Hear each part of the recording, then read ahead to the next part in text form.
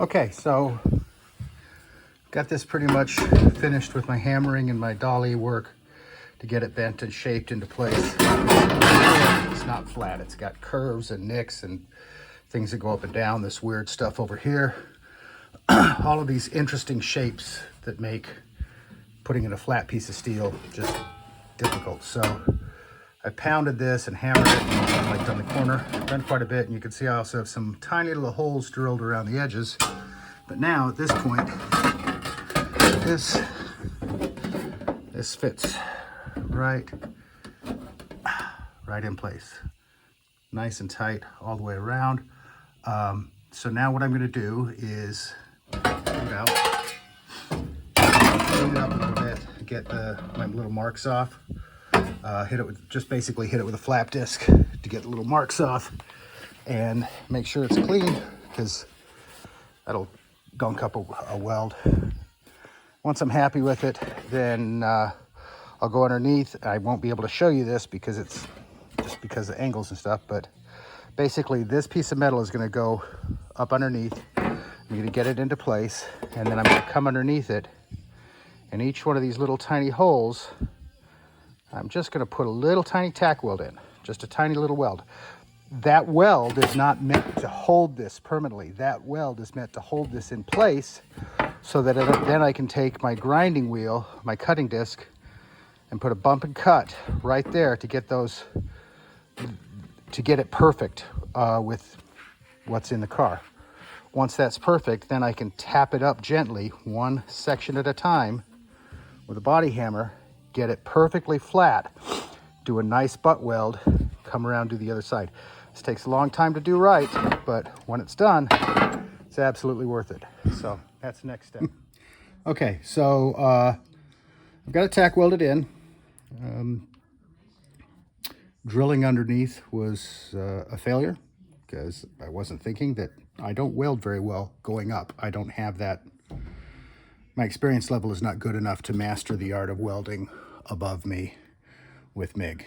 Stick, yeah. MIG, no, I'll do it bad every time. So instead, what I did is I drilled holes, little tack weld holes around the floor, and then just kind of tacked it in. And so now what I'm going to do is I'm going to take this guy, and we will start here, and I will cut right along this edge.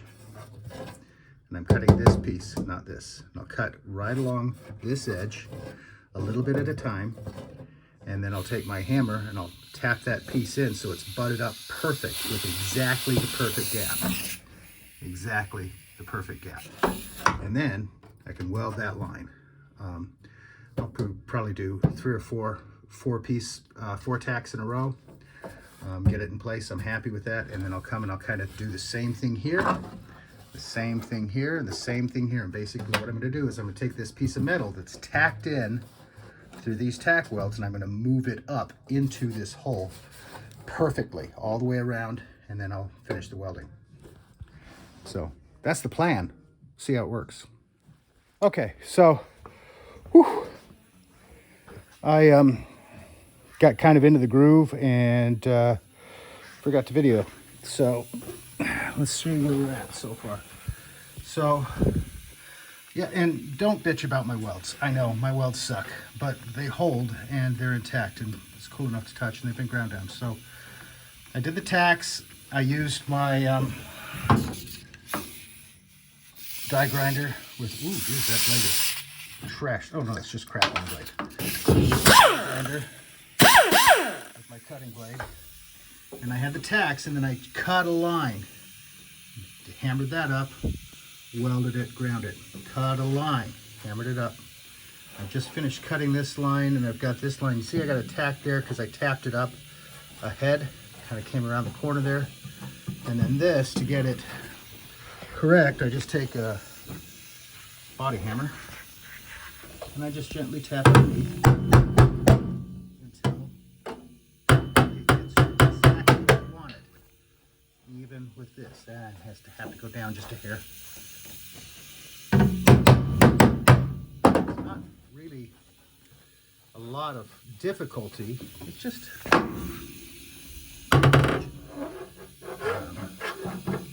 and my welds will get better with time. greatest welder in the world, and that's okay because this is hiding under carpet. As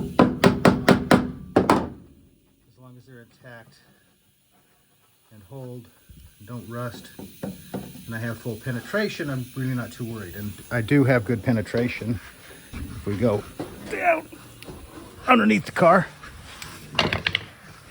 and take a look, so you can see here, there's the weld, and this is the piece of metal that I cut. This is where it was before, so this is excess. This will get pulled off. But you can see I've got good penetration on the weld itself. I got some air, some light leaks coming through because they're shitty, because my welds suck, but it's okay. It's intact, it's solid, and I just got to finish it up. I'll grind the excess weld off, make sure it's prepped and ready for paint. I'll throw some primer on it, and then we can get the carpet in.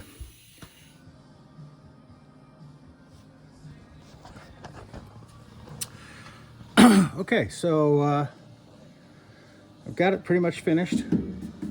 I just finished grinding. Here it is, the piece is in place. Yes, I know my welds look like shit.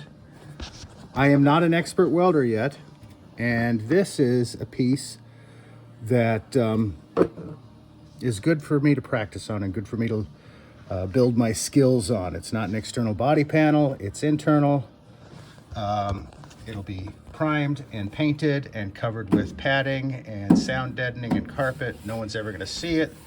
So I've got my welds ground down, but you can see they were popcorny, shitty. Passed the light test, so I turned off all the lights in here and got a really bright light and held it underneath the car to look for little pinholes. Went through, found the pinholes, tacked them up, got them taken care of, ground it back down. Everything's good now. So it's in place. It's, I mean, smooth per se. This body panel is even with this body panel. The cutting and the popping up worked great. Little tip, when you're grinding in the car, get something to catch sparks. And I learned that the hard way because I didn't have that in place, and when I was doing my original grinding, the grinding hit there and shot up and lit the 60-plus-year-old insulation on fire. So had a bit of a setback, little dashboard under dash fire. That's always fun. It's put out, no permanent damage, and you know what, that insulation needed to be ripped out and thrown away anyway. So there's always a silver lining, I guess. So anyway, that's my floor pan done, ready for primer and some paint, and we'll move on to the next task. Thanks for watching. Okay, so